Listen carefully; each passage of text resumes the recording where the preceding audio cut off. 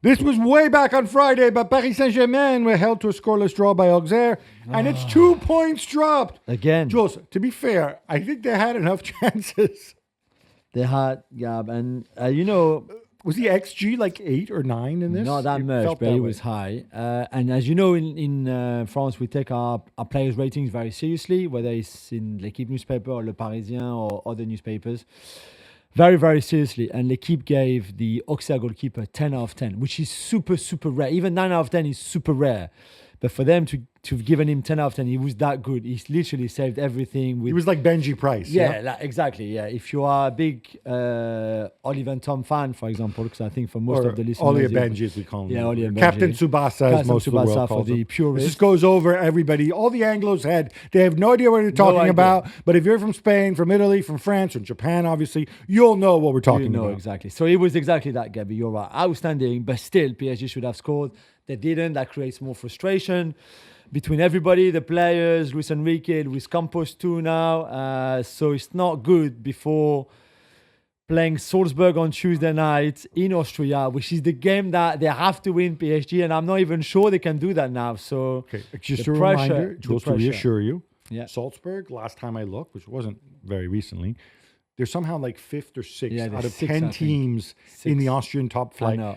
And they're managed by Pep Linders. Yeah, and PSG can't score against Auxerre. So I'm just not sure if they can score against Salzburg. That's what I'm saying. Also on Friday night, Gab, Atalanta roll over Milan 2-1. Paulo Fonseca blames the ref. Are you going to praise Gasperini Men's instead? I want to be consistent. There was one Portuguese manager who, when he doesn't like the way things go, because he feels he's been slighted, he talks about the referees and how he needs to be respected, and that's Jose Mourinho, and I criticize him for him. Yeah.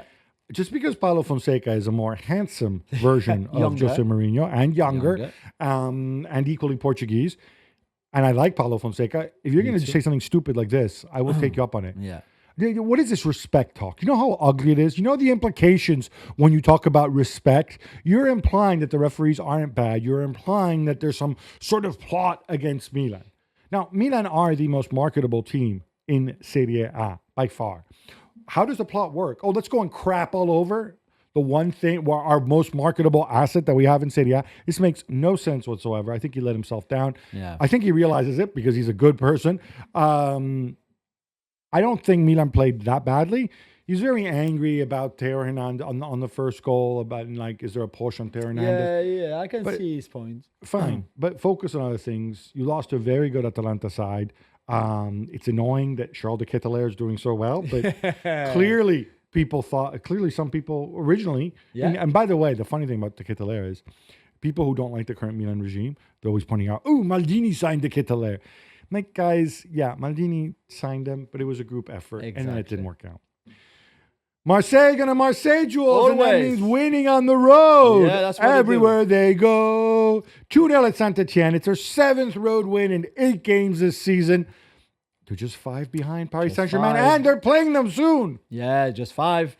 And De Zerbi, for the first time, I think this season said, I liked everything about the game. The game I loved. To be fair, Saint-Etienne were never good enough. There was never really a match there. Marseille were far too good. Adrien Rabiot scored his first goal for the club since joining in the summer, and Mason Greenwood scored again as well. So pretty much the perfect evening. It was cold though in Saint-Etienne, but pretty much the perfect evening for them, especially with the points that PSG dropped on Friday night. And Gab, one more game from Friday night. It's Inter Milan, who beat Parma 3-1 with more Di Marco magic. If they win the game in hand, which is against Fiorentina, of course, they join top of the table with Atalanta. Yeah, and I'm sorry. I know we talk about Fredo Di Marco endlessly. Well, especially you, because you love him so much. But I'm sorry, you're a wing back. The little move that he puts in, like, that's the thing strikers do. He's got everything. It's they were always in control. Parma scored late. They're like a machine, and they're a machine with interchangeable pieces, which make sure that everybody stays fresh. Yeah. This is an example of how rotation works and works well. I've said enough times. Simone Inzaghi deserves a ton of credit, and weirdly, he still doesn't get it. People in Italy say, oh, look, is Gasperini the best coach in Serie A? Is it Marco Baroni? It's never this guy. Yeah. Or is it Conte? It's never Inzaghi. It should be. Eintracht stays second in the Bundesliga, but they're held 2-2 at home by Augsburg. Jules?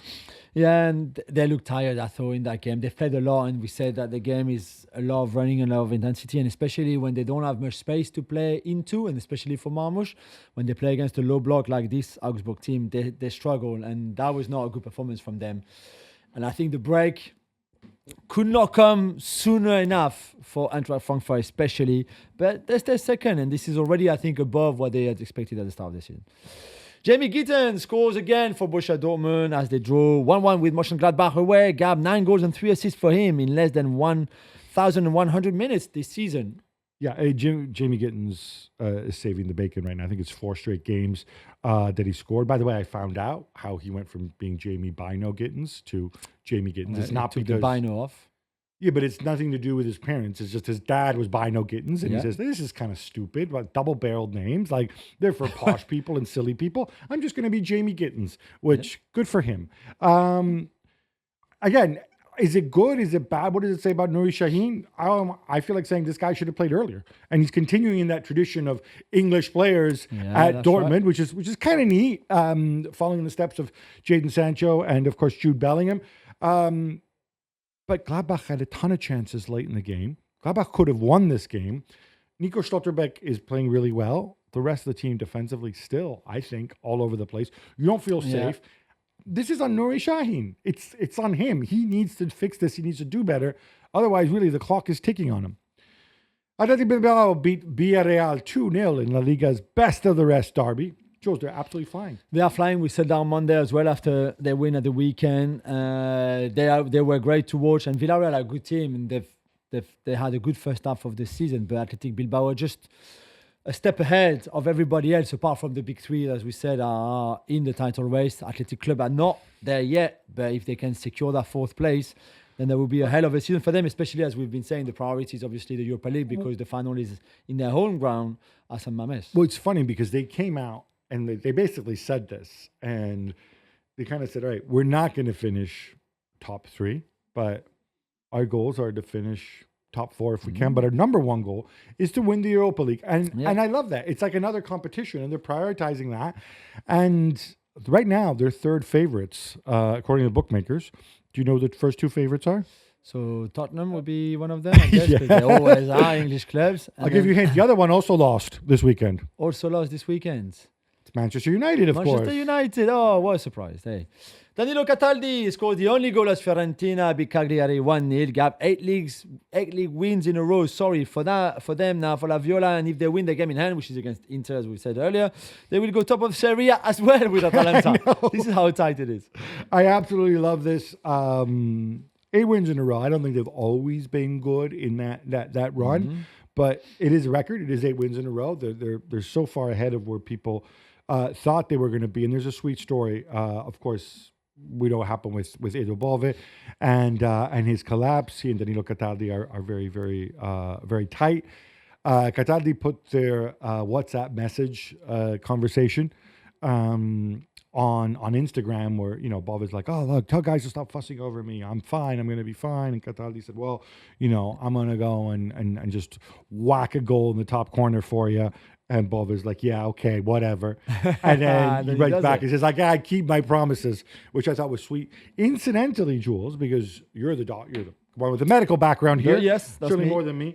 Bove's going to get, the reports in Gazette are that he's going to have to get what they call an implantable cardioverter fibrillator, or ICF, which is the same thing that Christian Eriksen has and Daley Blind.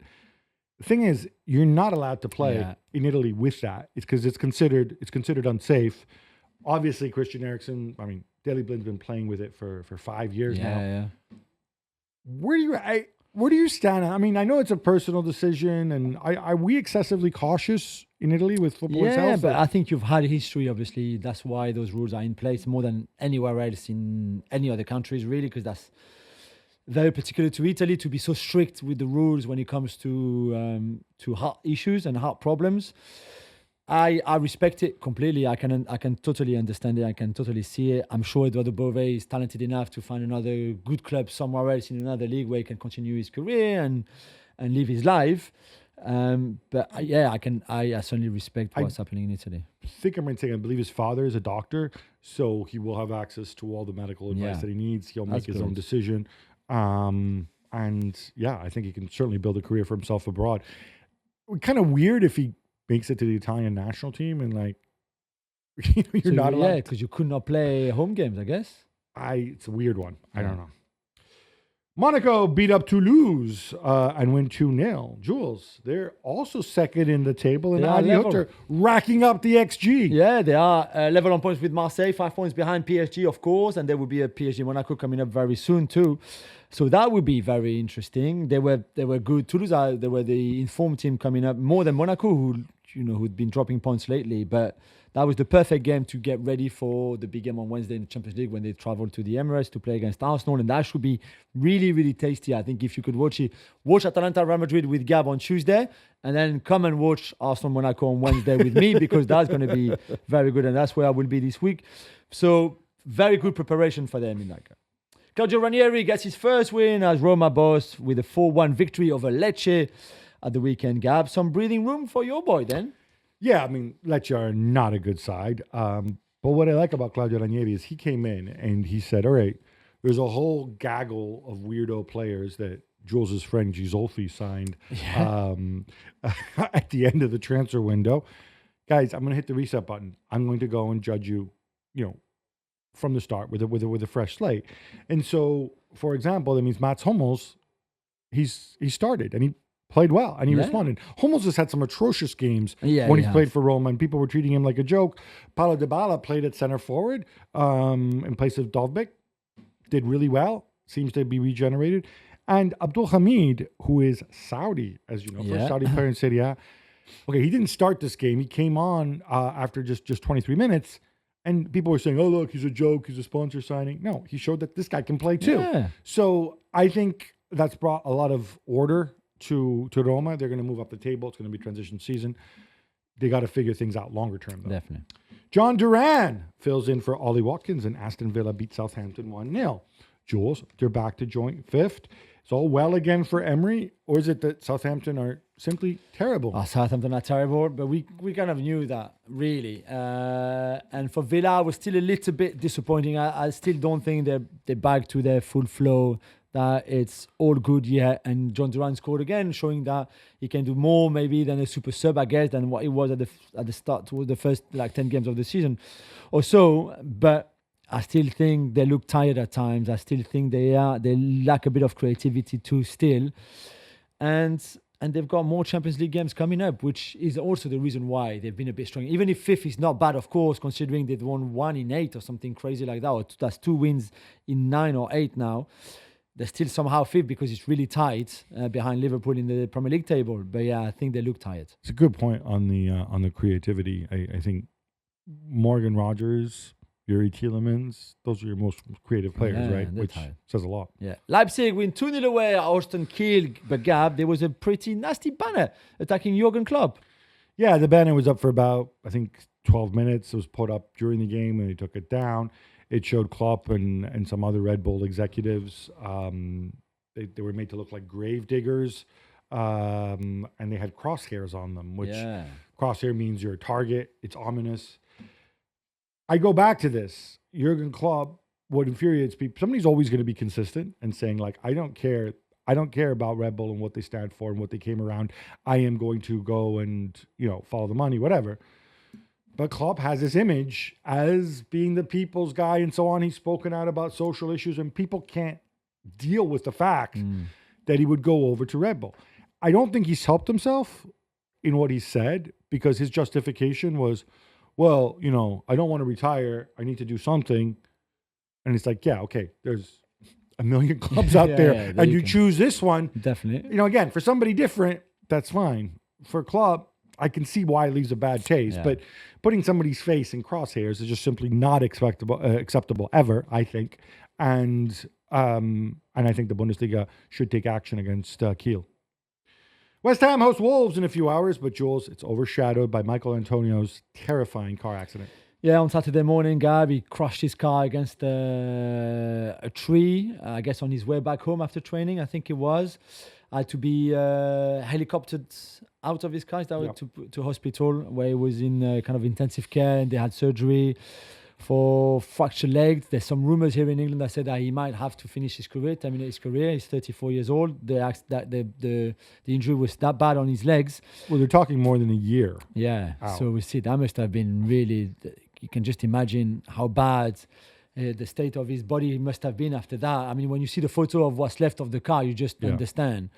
So really, all our thought are with him and all our prayers, and we hope that he can recover. Whether he can play or not, it doesn't matter so much. As long as he can even just start walking again, that would be a success. So all our thought are with Michail Antonio on this really, really terrible moment.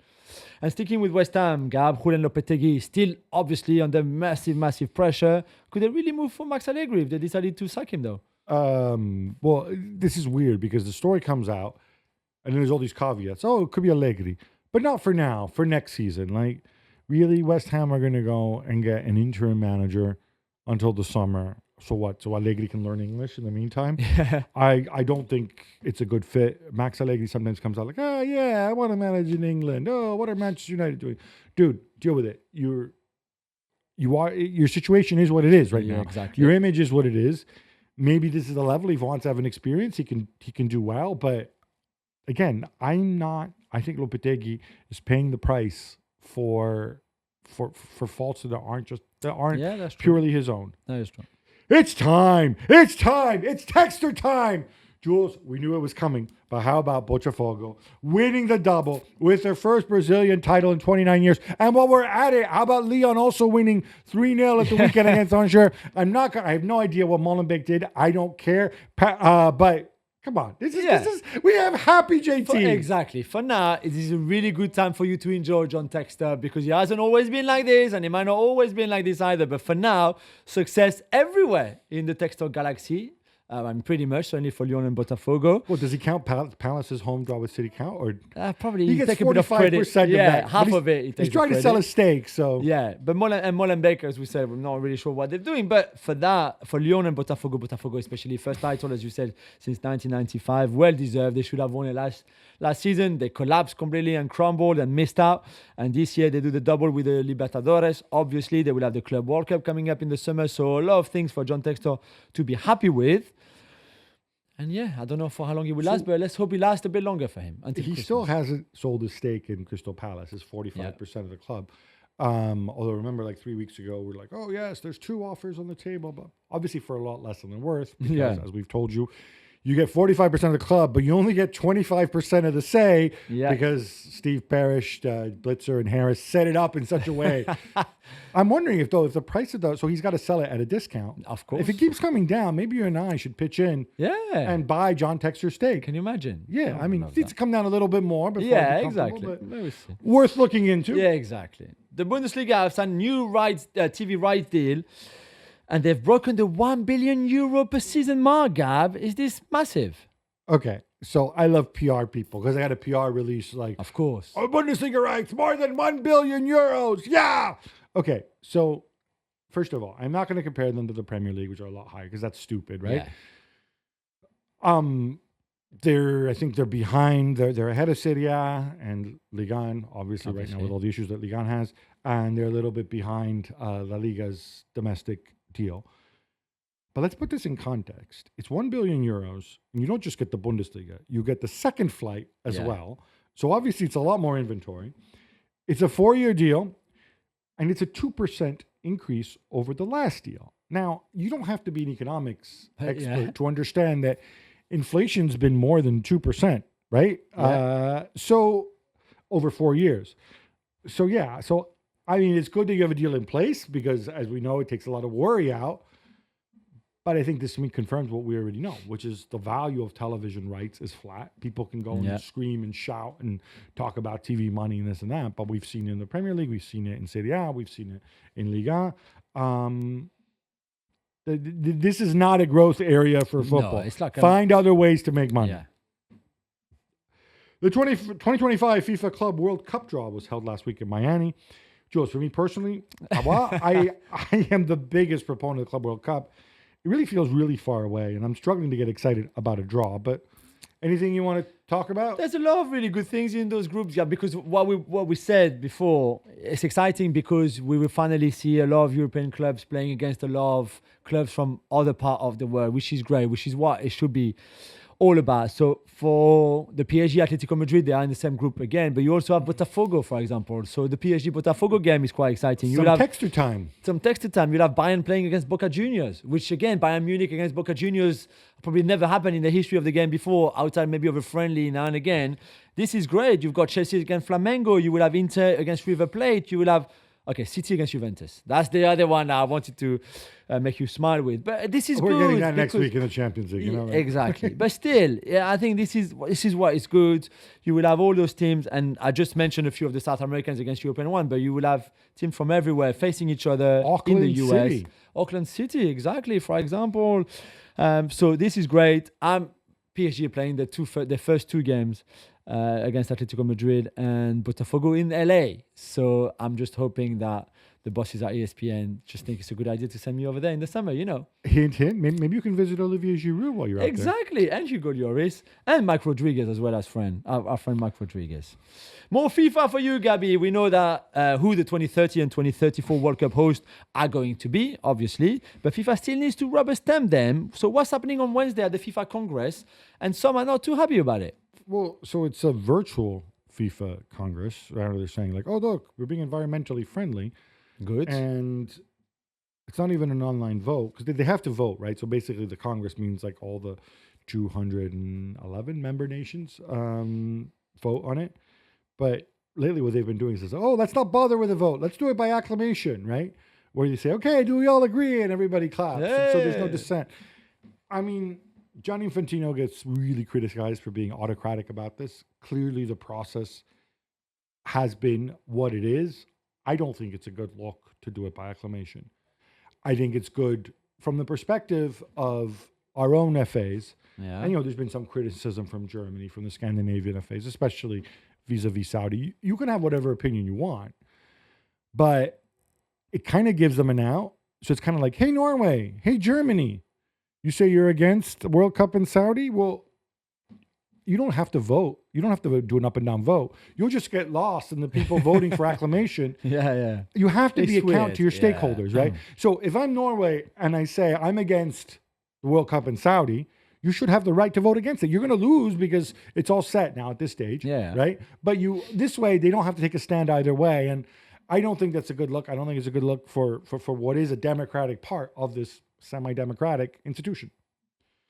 Brazil have extended their kit deal with Nike through 2038, according to Associated Press. Yeah. It's worth just over $100 million a year. Jules, you're the kit guy. Yeah. You're wearing an Osasuna kit right now, I believe. No, Oviedo. Even. Oh, Oviedo. Yeah, Real Oviedo. Okay, vamos Celta Vigo. Vamos. Fair to say that this is the most iconic national team brand? It is, obviously. It is. Maybe probably the most iconic kit around. Yeah, one of even the more most than Real with Madrid. Argentina. Yeah, I mean, for the national teams, I think Argentina and Brazil, obviously, for obvious reasons, again, are the two very iconic ones.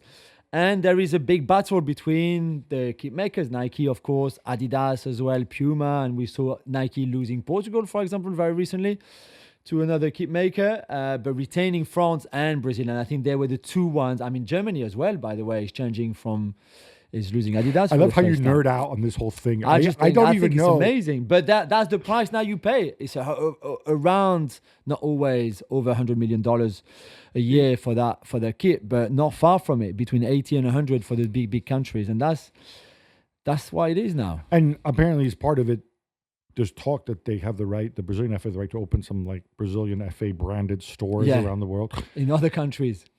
I got to say, that seems like a little bit. I know when you go to Brazil, you see a lot of people wearing like the green and gold branded this and that. That seems to be kind of pushing it a tiny bit, but definitely. Hey, more power to them. Exactly. I mean, look, let's face it. When it comes to Brazil, this is one of your biggest exports, one of the things you can be most proud of. You got a lot of things, but you are the gold standard in every way. Gab, remember Lina Salukou, where reportedly she has a new gig. That's right. She's reportedly going to join our friend Evangelos Marinakis' new multi-club operation, which involves Nottingham Forest, Olympiacos, and Rio Ave, given she was chief executive at Roma before resigning and getting on so well with the Friedkins and with the Roma fans and with Daniele De Rossi. This is her new gig. I don't know, between her and Edu, I don't know who is going to have the responsibility of following Evangelikos Marinakis around his house. With a tissue? With a tissue, yes, because of course he likes to spit, right? And he expectorates. And if there's a servant with a tissue, or if he has a tissue himself, he will spit into it. But as we found out from his lawyer, sometimes he just likes to spit on the ground. Yeah, exactly. So, which is entirely normal behavior. Absolutely. Evangelos, don't blame me. Blame your lawyer who says stupid things. You actually pay him to make you look like an oaf who spits on the ground. I don't know what to tell you, man. Take it up with him. Back to Manchester United. There were fan protests at Old Trafford over the increase in individual ticket prices from £40 for adults to £66 with no concessions for children or senior citizens. Jules, United says it only covers 3% of the tickets. Many don't like the fact that it's happening in mid-season. And I could not agree more, Gab. This is a terrible look again for the club. When you thought that Sir Jim Ratcliffe and Ineos could bring a bit more, or could bring the end of the chaos, well, it looks chaotic again for between the defeat at the weekend, Ashworth, the tickets, the protest. What Ratcliffe has been saying in the United We Stand fanzine, it's just, I think it's a terrible look. And at the time, you did the math here about how much money there well, actually. No, you did the math. Okay, but I wrote it down for you. You pretended you did the math. So this concerns the 3% of tickets which which are basically unsold. The ones that don't go to season ticket holders, right? It's only 3%. Old Trafford's a big place. And how much money are they going to make? So between £630,000 to £800,000 in the 11 remaining home Premier League dates. So basically, it's what, like 1/5 of a Dan Ashworth? Exactly. I mean, I find this pathetic to do that halfway through the season like that. I find it pathetic that Ratcliffe tried to justify it by saying, I don't think it makes sense for a Manchester United ticket to cost less than a ticket to see Fulham.